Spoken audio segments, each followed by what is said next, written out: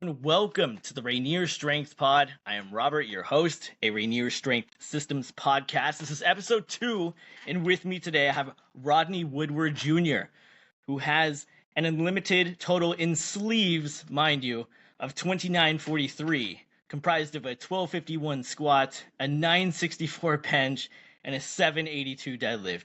Those numbers are absolutely incredible, not to be outdone also by his multiplied total of 2355 with a 1025 squat, a 610 bench, and a 729 deadlift. Only 2 people throughout the inception of powerlifting have been able to conquer the 3,000 pound total: Dave Hoff and Donnie Thompson. However, Rodney Woodward Jr. is knocking on that door with his 2943 pound total, and if I'm correct, he's about 13 weeks out from potentially making history.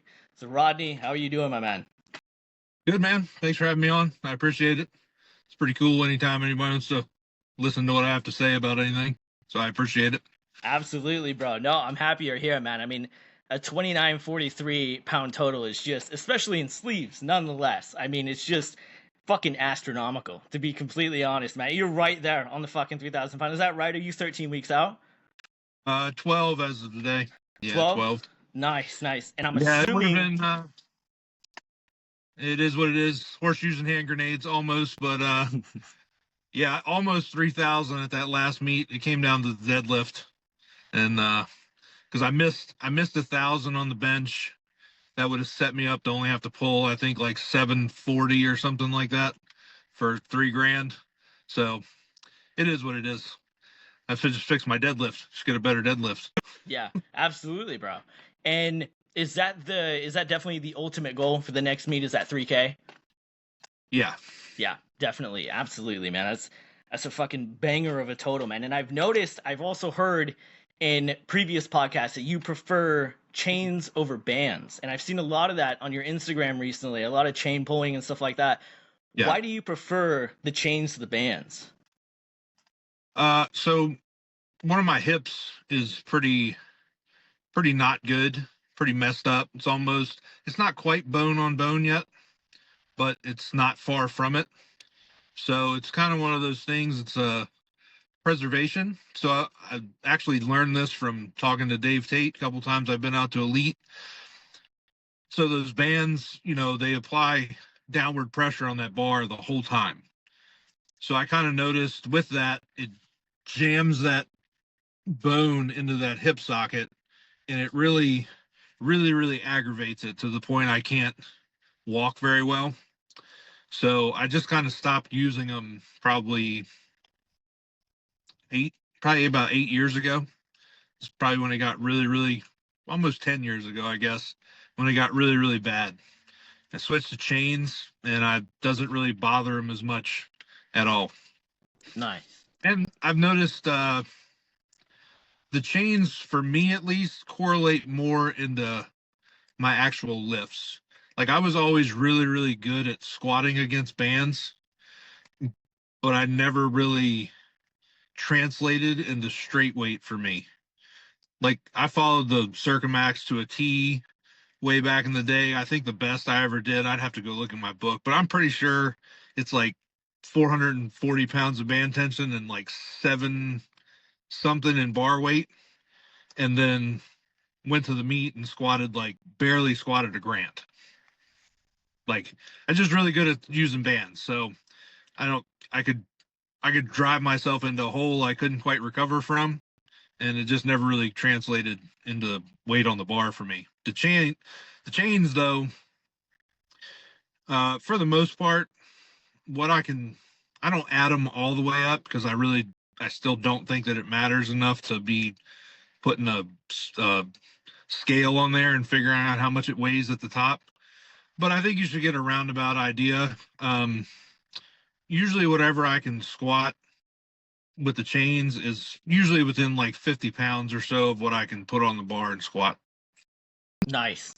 Absolutely. Yeah, definitely, like, being able to pivot in your training. I don't think you'd hit a 2943 total without being able to be malleable and adjust to, Right. What you need to do. Was that 3,000 pound total? Was that something that was always kind of in the back of your head? Was that always something you kind of figured like, yeah, I got this, I can do this? Or was it just you kept getting better and we're like, you know what, I'm right there? No, the 3,000 wasn't always there. As something I thought I could do. What really ticked that off is getting around people that, like, I respected their opinion, and they kind of tell you, like, man, you know, you're really good at this. You could probably do a lot if you wanted to and smooth some things out. So I think probably the really big turning point for that, I went out to Elite and one of the train your ass off weekends, Yep. where basically you go out there and it's like 5 people and you get, Dave's undivided attention for Yeah. until you're done. Oh yeah, dude. So really for me it was a lot of little things I wasn't doing right, and it was really holding back, me displaying how strong I really was. And that was the turning point. I went out there, my best squat at that point when I went out there was 1040, I think. And then the meet right after that, I squatted 11. And then the meet right after that was 1140. And then the next one after that was the 2940 when I went 1250. I think the cool part with that was, like, I have really great training partners, and the guy that runs the gym, his name's Carlos. Very knowledgeable, probably one of the more knowledgeable coaches you've probably never heard of, or anybody has, just because he's not that guy. He doesn't really put himself out there. But even he said the same thing. He's like, you're just kind of at a point, you need to go train with other people and let them look at what you're doing.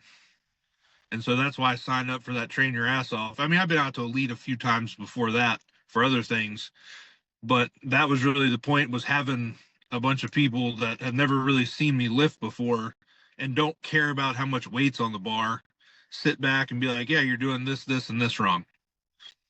So I think that's a point for some people too, doing this.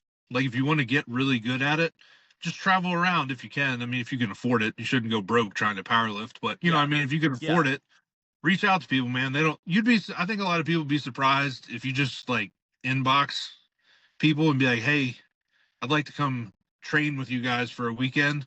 How much they'd be like, yeah, that's cool. Feel free. This is when we train. Yep. Yeah, absolutely. I mean, Jimmy Kolb kind of has that same kind of thing. He's like, if you're in there, you want to train, hit me up. Like, I think a lot of people get intimidated by just the sheer numbers. You know what I mean? In the world records, and they're like, oh, that guy's not going to talk to me. But, like, those are actually the most down to earth people you're going to meet. Like, I mean, seriously, which just speaks to the testament to, like, the character of those guys. A lot of those guys at the top. Yeah. That 1251 squat, man, that's a massive, massive squat. Your mentality going into something like that, what is it like? Are you scared? Is there any reservation? Because I know for me, I tore my adductor in the bottom of a squat, and for me, it still affects me mentally, especially when I squat heavy. Do you have any reservations, any fear? What's kind of the mental side of getting under 1251 and squatting it? So it's funny. It does. It scares the shit out of me. I'm not going to lie about it. But instead of, like, being scared, I kind of just use that as, like, all right, well, this just means you have to fucking do it right and not die. And that's really it, man. Like, I don't know. I enjoy that feeling. I look forward to it. And one of the things that's kind of funny, like, I still do, like, I try and not look at the bar before I go out there, because that does kind of freak me out. And yeah, it is. It's that nervous excitement of doing some shit you've never done before, but also knowing that, like, you have to go out there and fucking do it right. Or, like I said, the one thing that I drive home to myself is the other people on the platform. Like, if I go out there and get all wild and get under the bar and fuck it all up, that's 1,250 pounds. And if I drop that shit, it's going to potentially hurt the people on the platform. I don't know how I would live with that shit. So that's just another thing. Or the same way with my training partners, like when we train together, it's that, like, yeah, it's time to, flip the switch and fucking send it, but it's also got to be a controlled scent. So nothing good ever comes from like getting that elevated in your emotions. Like you just fuck it all up and do it wrong. Yeah. But yeah. Yeah, I remember hearing that from some people that they would get too hyped up, go out there, Yes. headbutt the bar, and fucking miss the lift, Right. And I think that's a common misconception is getting, too amped, too riled, too much ammonia, and just going out there and forgetting what you've done in the gym a million times, right? Right. Absolutely. Yeah. That's kind of how I look at it. Like, I really save that shit. Like that's a special for the day of the meet. Yeah. That like laser focused on what you're doing and dialing everything in, taking that, like I said, I have no problems admitting it. Yeah, it's fucking terrifying. Not terrifying, but like it's scary in the moment, but it's not, there's no doubt behind it. You know what I mean? Like, Yep. I know for a fact I'm going to do this. Like, I trained for it. I did all the numbers that required of it. All I have to do is go out here and fucking do it. Yep. And yeah, I love that shit. That's my favorite part of fucking lifting. Like, is the competition day. 100%. Lots of adrenaline. You know what I mean? Yeah. Like it's a good, healthy way to exercise those emotions, right? Yeah. Definitely. Was that right today that you were using the Everstrong shirt? Yeah. How do you like that? It's really good. I like it. So it's a 2-ply shirt, but it's got a figure 8 from F8 sewn on the outside of it. So it's like a 2.5-ply shirt, if you will. And then it comes with an insert, a 1-ply insert. So it ends up being like 3.5 plies, which works really well. Then it's got the collar. It acts almost like a poly shirt in the way that it works for the most part. I mean, it's not the same, obviously, but it's pretty close to it. Okay. I really like it. Yeah, I've heard a few good things about it. It's a very new shirt. So I was excited to get your opinion and feedback on it because, it's a very new piece and I think it's going to get a lot of traction, especially when you put someone's name behind it like Tony Carlino. I think it's just, it's bound to get traction, right? Yeah. So you are a firefighter. I wanted to touch on basically like how you got into that career and what like motivated you to do something like that, because I'm interested in like the public service aspect of it. My uncle was also retired firefighter as well. So what kind of motivated you to get into that as a career? So that's just the family job. Nice. My dad's a fireman. My grandfather was a fireman. Both of my uncles have been firemen. My mom's brother, he's a fireman. Like, just the family trade. I started out as a volunteer when I was 16, and then just from there, it's just one of those things. Like, I always knew I wanted to do that for a job. I've been working where I work now for like almost 10 years. So awesome. Yeah, it's cool, man. It's just like any job. Like, it has its fucking moments where I'm like, what the fuck am I doing? But yeah, dude. It's fun. I dig it. Like I said, I've been doing it for a long time, and I love it. It's a good time. There was when you were on Table Talk, there was a time where you said after the 1,000-pound squat, you went back, you did another meet, and your squat was in the 900-pound range. You said that you went from a body weight over 300 pounds down to 260, and you didn't get back into the equipment until you started training with a buddy, and he had some equipment. You decided to throw it on, see how it felt. During that time, a lot of people get super attached to that identity of being huge, being strong, and they can't a lot of the time separate other dimensions of their life or who they are outside of that. What was that like for you, going from 300 to 260 and kind of just like after squatting 1,000 freaking pounds, taking a step back? What was that like? Was it depressing? Did you know you were going to come back, or how was that? It was a little bit. The real reason I kind of touched on it there, was like, when I squatted that grand, it was all, like I said, the guy that I was working for at the gym, which he's totally cool. We're still friends to this day, but you know, when I told him that, I was like, yeah, I want to squat a grand. And then he was like, dude, you'll never squat a grand. You're not that fucking guy. I was like, all right, man, fuck you. I'm gonna do it anyways, right? So like, I have that. I don't want to make it sound like, you know, it's cooler than it is, but I have that like gear in myself to where, you know, I had just only squatted 800 like a couple months before that. So I kind of did the math and I'm like, all right, well, I need to do speed work with 500 and I need to do this, that, and the other. I got to do this circumax with this. So from then, I just spent that whole time, every training session was sending it because, like I said, I put 200 pounds. I wouldn't say I put 200 pounds on my squat in a short period of time. Like I was capable of doing it before. I just did it in a short order. And that's what really fucked up my hip.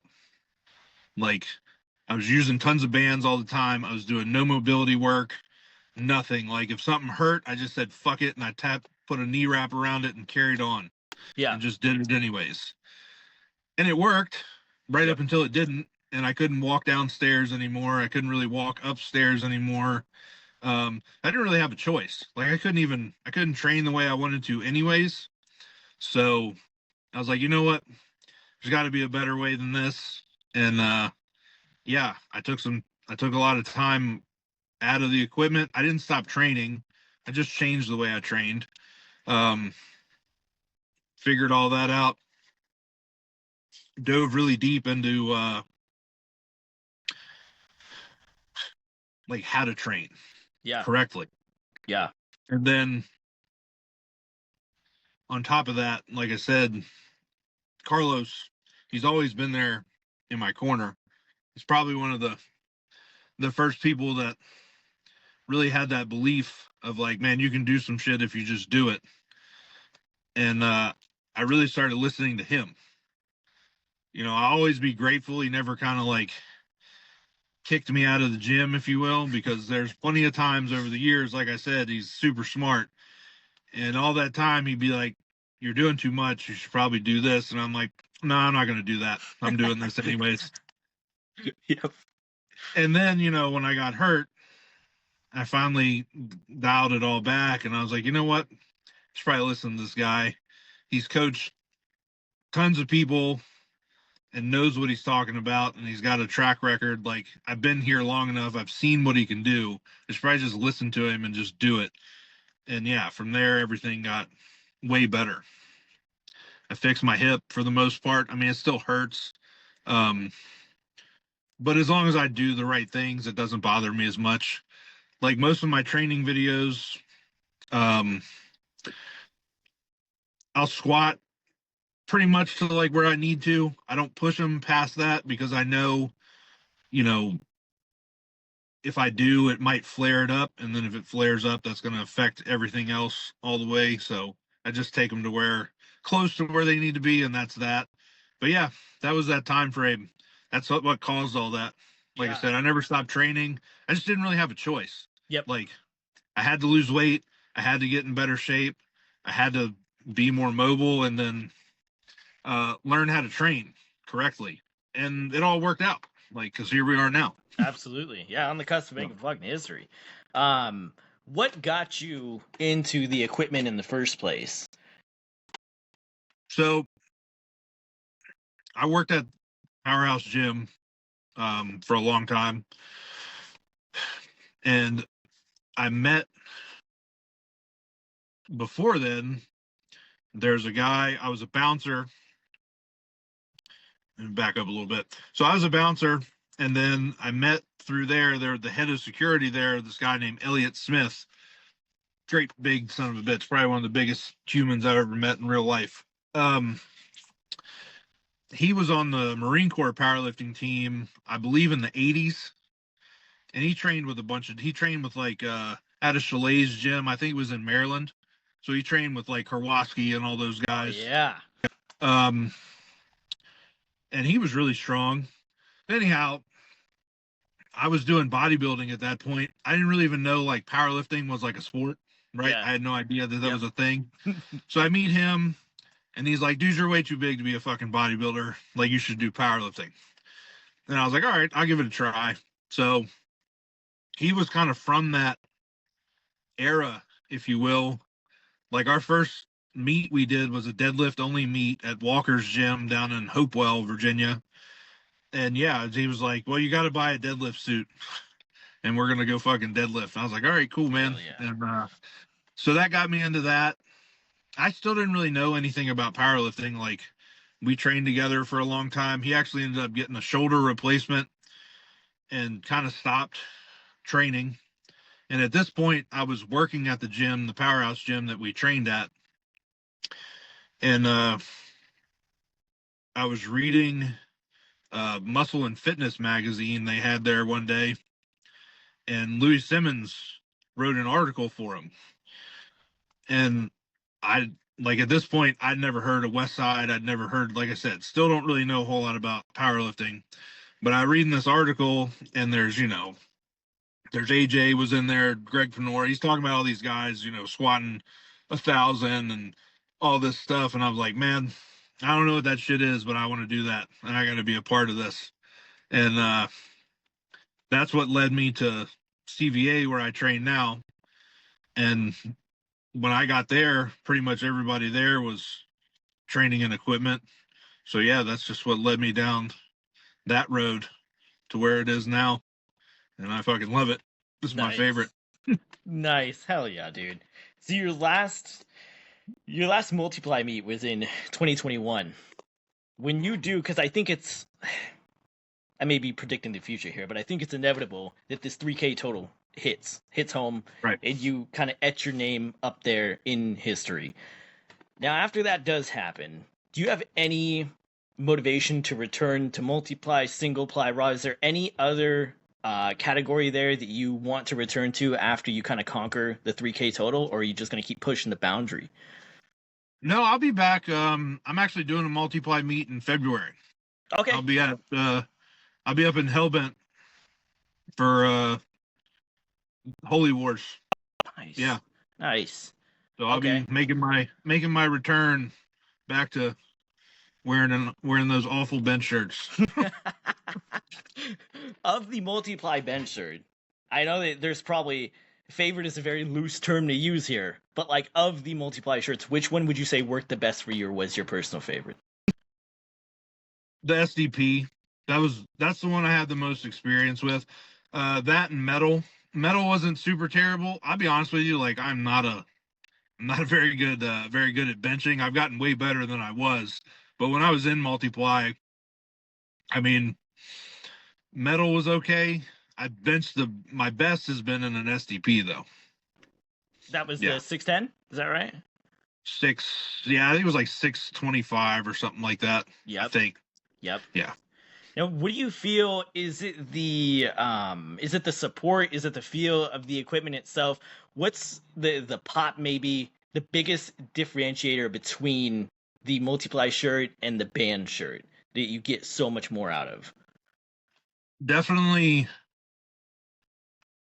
It's definitely the construction, right? Like, the material on a poly shirt only stretches so far, and then it gives you rebound, but definitely, not nearly as much as the band shirt, but nothing's free, right? Yep. So I always felt like the poly shirt, you could feel it lock up across the chest plate and then lock up kind of behind your elbow. It was almost like support.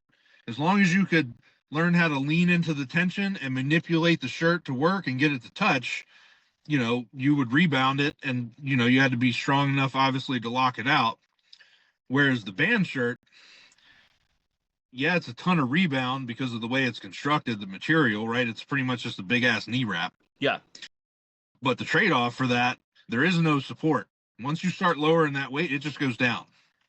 I mean, there's a groove to it, obviously, but it's just different technique for both of them.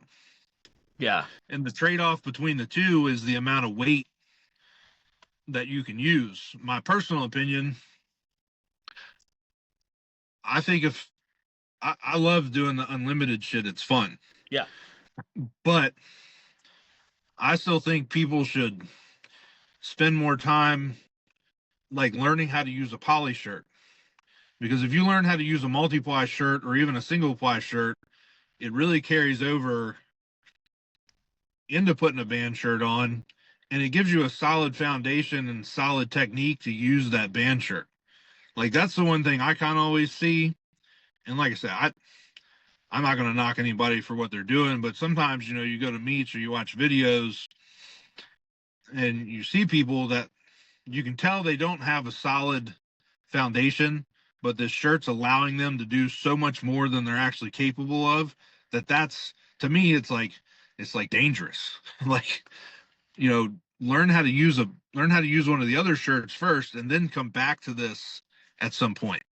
Because I mean, it sucks, man. I don't want to watch anybody, you know, nobody wants to watch somebody get hurt. So yeah, man. Yeah, and a lot of like, I think that, you know, we're gonna see, unfortunately, I hope I'm wrong, but see a lot more like bone breaks and things like that, just because you don't have enough muscle, your bones aren't conditioned, the tendons, just everything is too much. Like you need to get your reps in and spend your time actually building that up before you just make this gargantuan leap up to the band. Exactly. You know? Yeah. And that, I mean, that would be my only, I don't get down with the whole multiply versus, I don't care, man. It's just lifting weights, like whatever you want. I don't, whatever's fun, right? Yep. That's the thing I don't understand sometimes with this sport. Like nobody's making money off of it. We're all paying to do it. So like, I don't know, if I'm paying to do something, I'm going to do it how I enjoy doing it. Like it's just weird. But yeah, that's in my opinion, that's the difference between the two. Yeah. The band shirt, while it does give you a ton of rebound, it's certainly not as easy as most people would like make it out to be due to the amount of weight you're using. Right? Like, you know, if you bench 700 in a poly shirt, you could probably put damn near 900 in your hands in a band shirt. There's a big difference between holding 700 and 900. Yeah. So, and I think there's a giant misconception out there of people thinking that this is a slingshot, thinking that the band shirt's a slingshot. They're just like, yeah, you know, I use the slingshot, I use the band shirt, and it's like, man, no, this is not the same. They're very different. Not even close. So you are kind of an outlier in this category, not only because of your total, but also because of the fact that you wear knee sleeves, right? This is crazy. What is it about the sleeves that you prefer over the wraps, other than just like the wraps absolutely sucking, right? That cast feel fucking sucks. They're a bitch to get on, all that kind of stuff. So when I first got to CVA, Carlos, like none of those guys wore knee wraps. He wasn't against it. That, you know, that place is not one of those places where it's like a dictatorship. Like we do this and you're going to do it as well. Nobody cares, man. You come there, do whatever you want, as long as you're doing something and not, you know, being an asshole. So I kind of just fell in with it because that too, like I hated wearing knee wraps. I was like, well, fuck it. If these guys aren't doing it, I'm not going to. I've dabbled in them here and there. But what really got it for me is when I finally made the jump to wearing like a canvas suit, the one I have now. Yep. Because it's so much more like stopping power and technique that I used to wear my like shoulder straps really loose because I didn't have solid technique. I wasn't comfortable in the equipment. And then you compound that with throwing a pair of knee wraps on, and it's like this foreign thing that you're trying to do, and nothing works.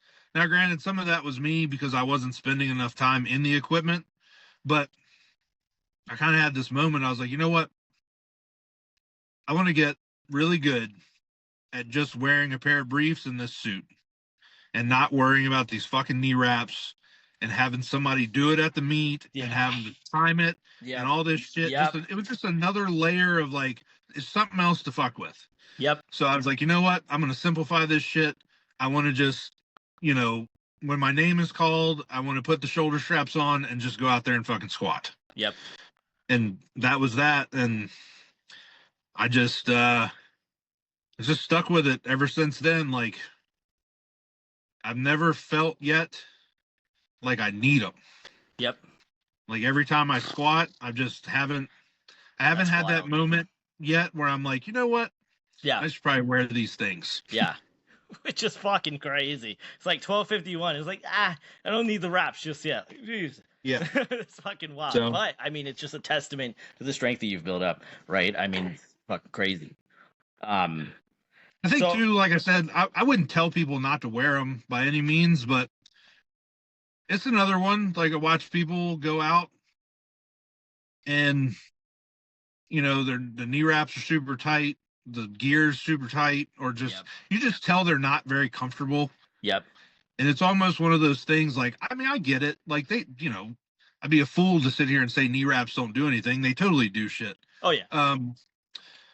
I just think it's one of those things though, like if people would just kind of like take them off and just wear your suit and your briefs and get really fucking comfortable wearing that stuff. Yep. Probably be pretty surprised like how much you could really get out of it.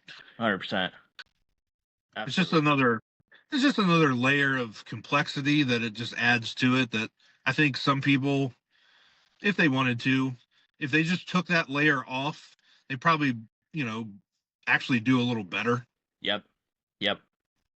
Awesome. All right, so kind of piggybacking off of the bench shirt, what would you say the biggest difference is in technique going from a multiply or single ply to a band shirt? Definitely the lines you keep, right? Like I only did one single ply meet. So I don't know enough about it to have an opinion. The multiply though, definitely more technique to it, especially the line you keep the barbell in, as far as, you know, bringing it down, locking the chest plate up, and then when it gets close, you know, tucking your elbows and getting it to touch. Not quite the same in a band shirt. The band shirt, you can pretty much pull it out, keep everything in a straight line, right? And as it comes down, I've found you can tuck just a little bit to like help get it to touch, but too much tucking, because the way the shirt works is you're really trying to stretch out that material, because that's what gives you the rebound. If you tuck your elbows the same way as you do in a poly shirt, that's what causes, like, it'll kind of suck your elbows in, and next thing you know, like, if you don't have good spotters or safeties, like, you're going to break your teeth out. So those are the two biggest differences. That, and honestly, to like, I think if you want to get the most out of the band shirt, you really gotta attack your back work, because you really need to have the strong back to, one, hold position, but two, like, you really need to have it to pull that bar down to touch. You know what I'm saying? Like, it's not the same like a poly shirt where you can, like I said, you can kind of tuck your elbows and let it sink. Sometimes in that band shirt, when it really locks up, if you will, you got to be able to pull that thing down and like make it touch. Okay. Yep. That makes sense. That, and I think just like the two with them as well, something for both poly and the band shirt, probably more so the band shirt, is I think for some people, they can have like way too much shirt, right? Like I kind of ran into that. I had a 3-ply shirt that I was running an insert in, so it was 4 plies, and for my strength level, just not way too much shirt. Yeah. Like, I couldn't do shit in that thing. Whereas now, switching back to the Everstrong shirt and it being like, 3 or 3.5, it's the right amount. So kind of like a poly shirt, you go to a meet or you see videos where people are wearing like a really tight shirt that they're not really comfortable or they can't use as well. Yeah. The same thing. It's just too much shirt for your skill level. Yep. And that's all right. You just get better. It's not a big deal. Yep. And what do you think, like you kind of touched on earlier, there's a lot of just like useless kind of confrontation and bickering in powerlifting, especially when we talk about equipment versus raw. I asked this to Anthony Oliveira as well. So I've only competed raw, right? So I've been competing since like 2016. I was a professional wrestler in between then, so like not kind of all in. But I'll be making the transition to equipment here in December. It'll be my first equip meet. But what do you think the raw crowd, if they could just shut up for 2 seconds, what could they learn from the equipped guys, whether it be mentality, training, anything? Well, I probably just started off, like I said, on the Elite podcast, and this has been kind of actually a popular opinion. Maybe unpopular with the raw crowd. Unless you're going out on the platform in just a singlet, you're not raw. If you're wearing a belt, you're equipped. Knee wraps are equipped. Knee sleeves are equipped. Everything that you wear that lets you lift more with it than without it, you're an equipped lifter. You just don't wear as much equipment as I do or the next person does. So like that's my take on it is we're all doing the same shit. It's just lifting weights. It's not that serious. Like, why do you care so much how someone else wants to lift weights? I don't know. It's fucking weird. But on the serious side of it, like, I think if the slightly less equipped crowd would dip their toe into like wearing some equipment, they'd probably find they would get way stronger and they'd be a little more healthier and probably able to compete in less equipment for a long time. I think a good example of that, and I really think he's going to be one of the greatest to ever do it one day, is like Phil Herndon. Oh, yeah. I mean, look at that guy. It doesn't matter what you put him in. He's super strong all around. Yep. But he started out raw lifting, and that carried over as a solid ass base of strength when he got an equipment, and that carried over back into his raw lifting and made his raw lifting even better. So I think on both sides of it, there's stuff to be learned from both crowds, just like geared lifters. People that wear a ton of equipment should take all that shit off and train raw way more than they do in just their equipment. They'd probably be way better for it, way stronger. It actually makes the equipment work way better when you're actually strong. Like I don't post much about it just because I don't know. I just don't record everything. Yeah. I would say probably like 80% of like my training outside of getting ready for a competition, just because it's, you got to dial in everything for the meet, is unequipped raw work. Like I don't wear a belt. I don't wear wrist wraps. I don't wear anything. I just go lift weights. And that in itself has made a huge difference over the last couple years as well. Because it's not something I've always done. That's kind of a newer thing. Yeah. But yeah, that would be, I think both sides could learn something from each other. Yeah. Yeah, I think so too. Actually, I 100% agree with that. I think that, there's a fine line between anything. If you train in the equipment too much, I don't think it's good.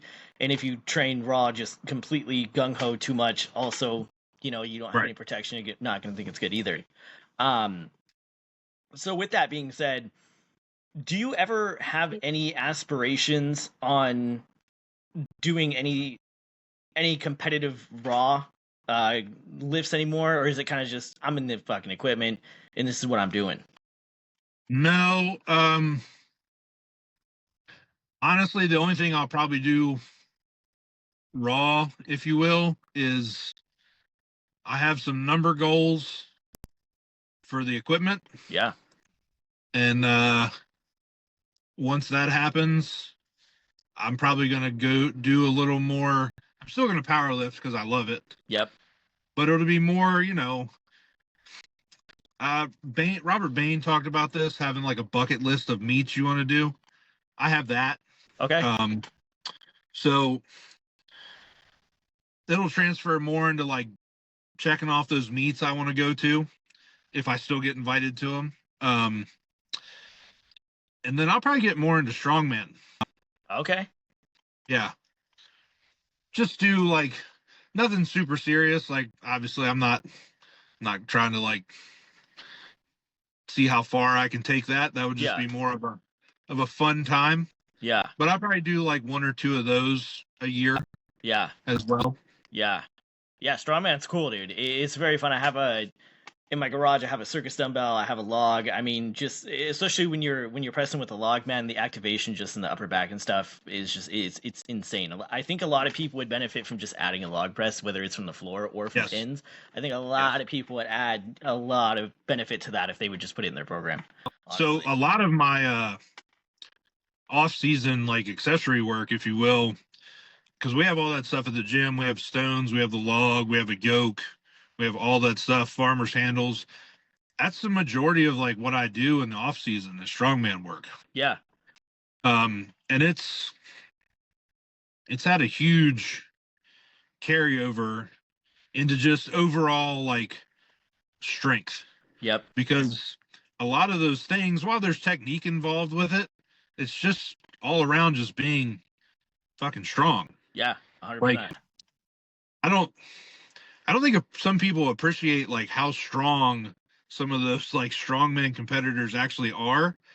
You know, a lot of those dudes, like if they crossed over into powerlifting, I mean, they would win just about everything. Yep.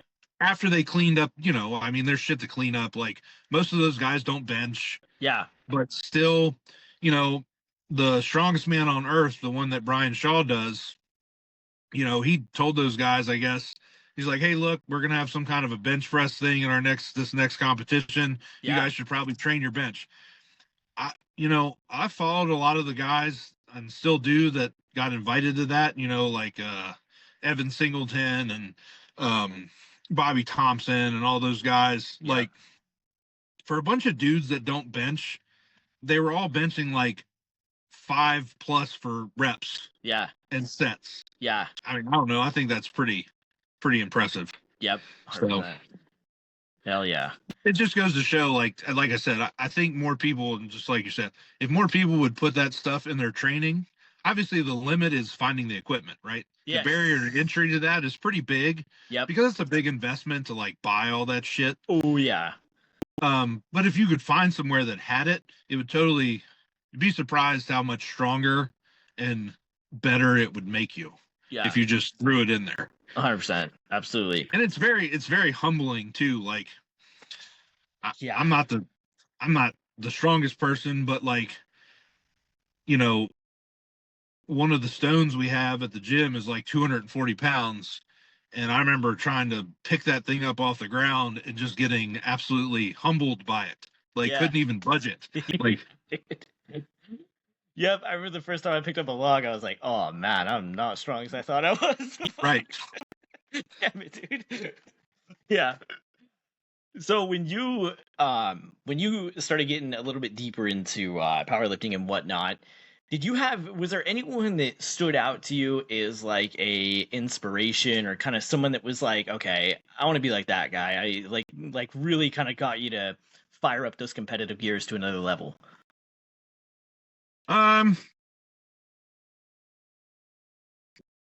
Yes and no. It was more like the guys I watched, it was kind of cool. I guess I came up, I would say, like right in the middle of like West Side.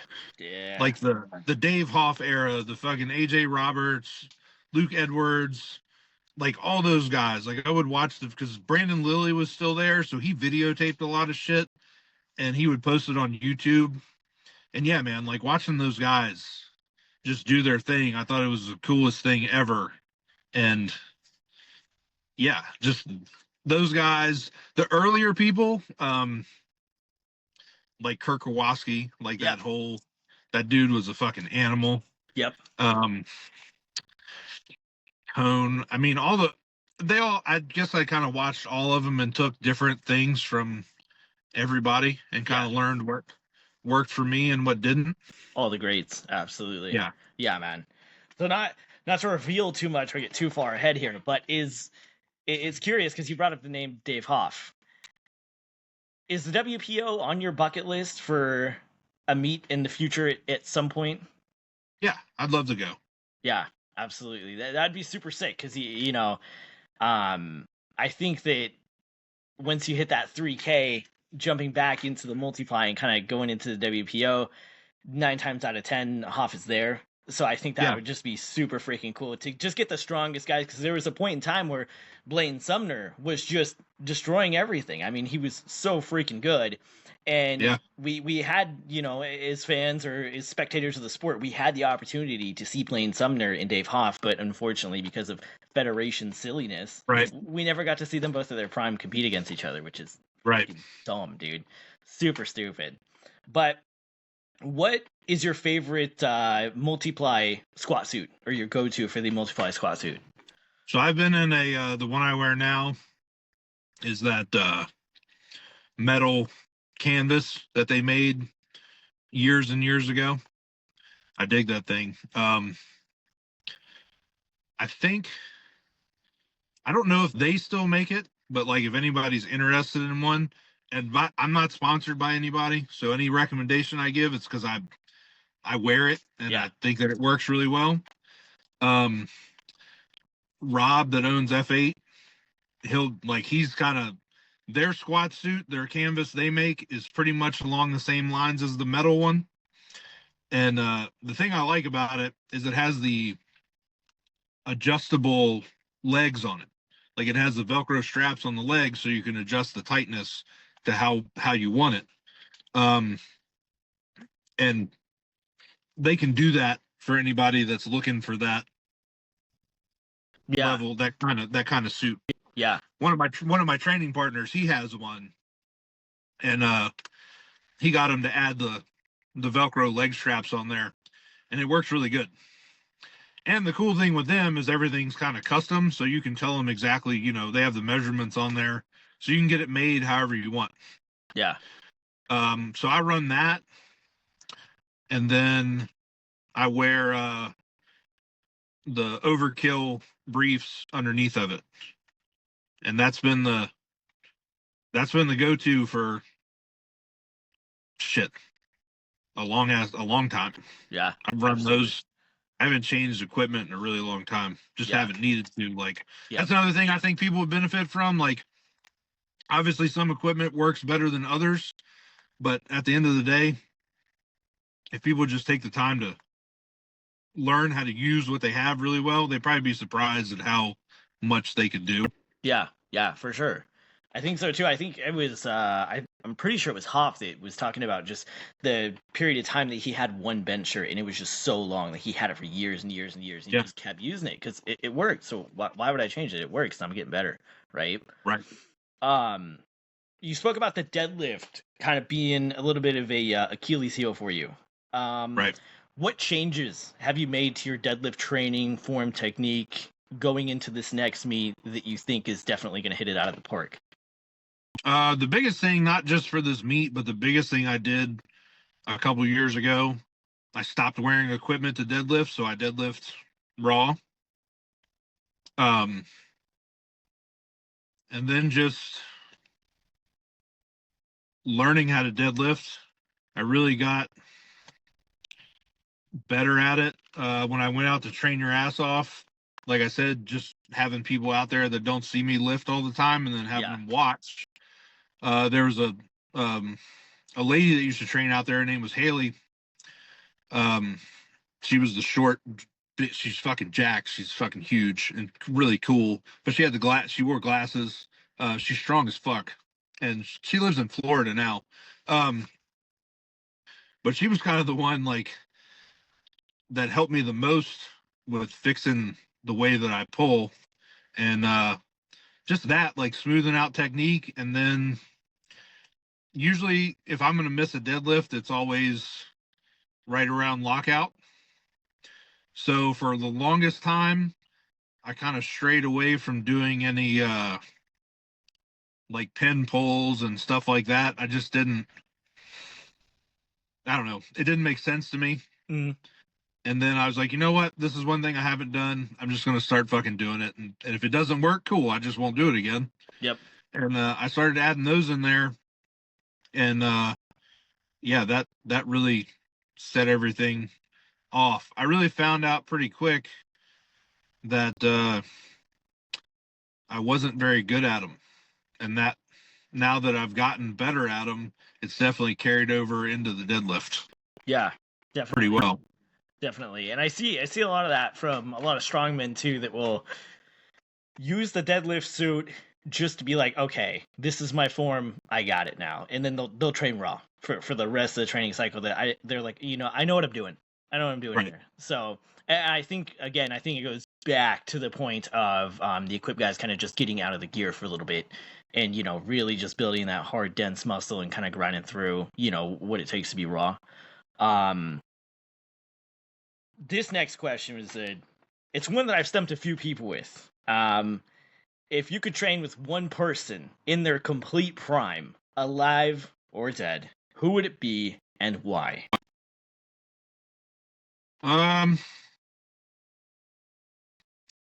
Just because I've met him a bunch,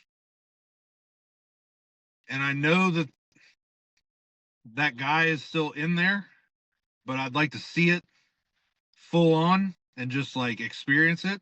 It would definitely be Dave Tate. Yeah, yeah, dude. Yeah. Yeah, it would be him and like that whole era. Yeah. Like of those guys that is at their prime. Yep. Like him and Vogel and all those guys, like, but definitely Dave. Yep. George Halbert, Kenny P, all those guys. Yeah. I mean, I've trained with him, well, next to him, out at Elite. Like, like I said, I know that guy is still that guy. It's still in there. Yep. Yeah. Yep. But it would be cool to like see it in person, like at peak at the prime. That'd be awesome. Yeah. And it's kind of like, Mike Tyson. Like, it's like he may be a little older, but that guy is still in there. Like, 100%, he's still in there. You know what I mean? Yeah. So what is it about that type of training, that peak West Side type of training, that draws you in? Is it the intensity? Is it the competitive nature, kind of the atmosphere of like, nah, fuck you, you did this, I'm gonna do this? What is it about that makes you want to go like, yep, those are my guys, that's what I'm gonna do? That camaraderie and a shared suffering and the competitive aspect of it. Like, it's really weird. Like on meet day, I'll be honest with you, I probably different than a lot of people. I don't really, because I've been asked the question of like, would you rather have a PR or would you rather win the meet? Yeah. I'm taking a PR every time. I don't give a fuck about winning. I don't care. Yeah. I care about the numbers. That's what I care about. I only care about numbers. So like on meet day, usually I don't keep track of I keep track of what I'm doing. I don't keep track of anything else. Yep. Like I can't, it's happened a few times where like, we'll get done with the meet and I got beat by somebody, like whatever, by the coefficient or whatever. And I'm like, oh, well, that's surprising. Yeah. And, they're like, well, were you keeping, I'm like, nah, I wasn't paying attention at all to any of that shit. So like that, like, but at the gym training wise, yeah, like I'm that competitive, like you just said, like, oh, well, you did this much, fuck you, put 10 on there, fucking do this. Yep.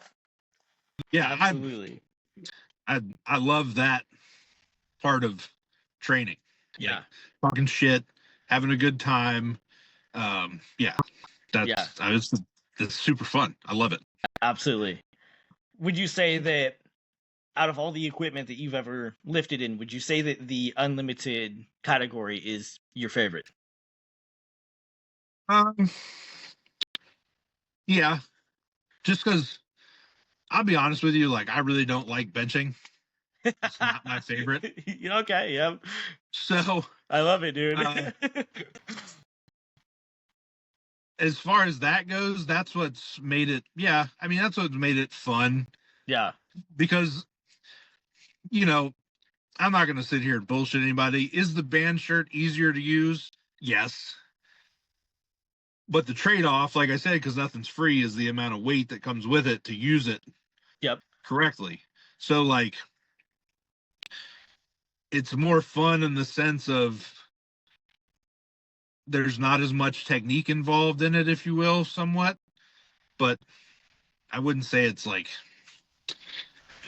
super, super easy. Whereas, wearing a poly shirt, man, that is some of the most frustrating days of training and competing like you'll ever have. Yep. And like my hat's off to people that are really good at it. Yeah. That's amazing. Like I think it's the coolest. Yep. I think it's the coolest shit ever watching somebody that's really good at using a fucking poly shirt. Yeah, absolutely. I think any benching is fucking cool, period. Like I sit back and watch people. I go up to train with Kolb. I try and go up there like once a month. Yeah. Because like I said, I'm not good at benching, so I want to get better at it because that's like one of the things that holds it back. So I go up there and yeah, like I watch people that are really good at benching and I just kind of stand there and I'm like, man, I wish I could make it look that easy. Yeah. Like, it just looks so effortless. Dude. Or like, I'm sure you follow him like Roman. Yeah. Right? Yep. Like watching the shit that guy does in a bench shirt and I'm like, how the fuck? Yep. At 198 pounds nonetheless. Yeah. Right? Yeah, absolutely. Yeah, there's something about watching someone make something so hard look so effortless and you're like, this guy mastered his craft. Like he's got it down. It's like whenever Cole posts literally any video of him benching, it's just like, all right, man, well, he looks like a piston. It's just like, it's so fluent, everything moves so well. It just reminds me of a piston in a car, just up and down. It's so nice, it's so clean. Yeah, it's wild, man. Like I was up there last year and I think he did like 14 something for 3. I think it was like that. And yeah, like watching him, brings out the first one. It's kind of slow, doesn't really go like the rest of them did. I was like, oh, well, whatever. It's cool, man. It's still a PR. And then he does 2 more and they're like effortless. I'm like, this guy, this dude is fucking different. All right, like, man, I'm head out. Right. All right, bro. So or the same thing, like watching like, don't get me wrong, I don't have anything against bench only lifters. Yeah. Shit. Like I said, we're all doing the same shit. However you want to do it. I don't care. But I will say, too, like watching like Dave Hoff, right? Go out, squat 1278, and then turn around and just absolutely dust like 1,000 in a poly shirt. I'm like, bro, you're just different. Like just built different. Yep. And the conditioning is like, just for your central nervous system alone to be able to tolerate all that in one meet. And it's like, dude, what the fuck? Like, geez, man. Yeah. Like some fucking aliens came down and was just like, all right, we're going to create this monster and everyone else is going to come in second. Like, all right, well. Right. So speaking outside of powerlifting, do you have any hobbies, anything you like to do outside of the sport? Yeah, I do. I do a little bit of precision rifle stuff. Oh, sick. I like doing that.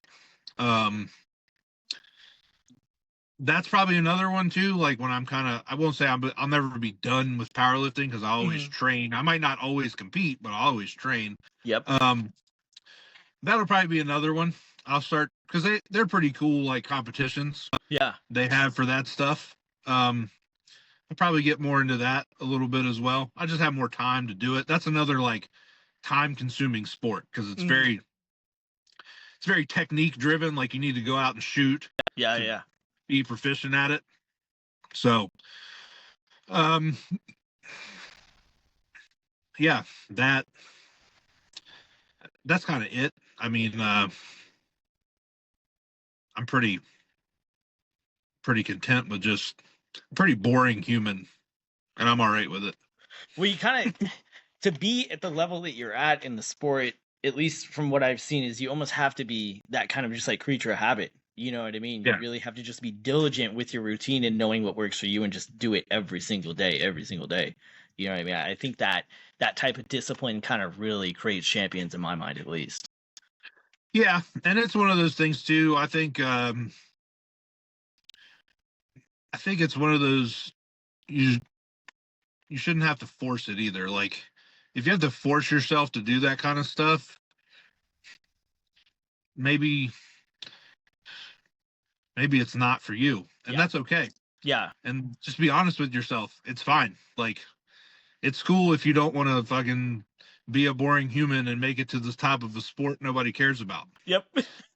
You Yeah. know, I mean, Yeah. I care about it. I love it. But Yeah. like, I also understand that, you know, there's probably, and when I walk into a grocery store or some shit, you know, nobody in there even knows what powerlifting is, much less knows that like I have the fourth biggest total that's ever been done. Nor Yeah. do they give a shit.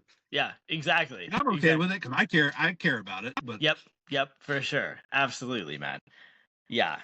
And I think that's just kind of a testament to, at least my opinion, like getting a little bit more exposure to the sport. Even though the guys, a lot of the guys at the top don't do it for that reason, I think Right. that there should be an appreciation for people that can put up astronomical numbers. And that's kind of one of the reasons why I created the brand in the first place, was to try to give back what I could. Because even at the level that I'm at, like, there's such a big sacrifice that I feel like a lot of people don't truly understand the depth of, that goes into this. And I think that should be appreciated and preserved, you know. Oh yeah. I think some of it too, and this is, you know, I think some of it too is just people don't understand it, right? They can't relate to it, especially like with equipment, right?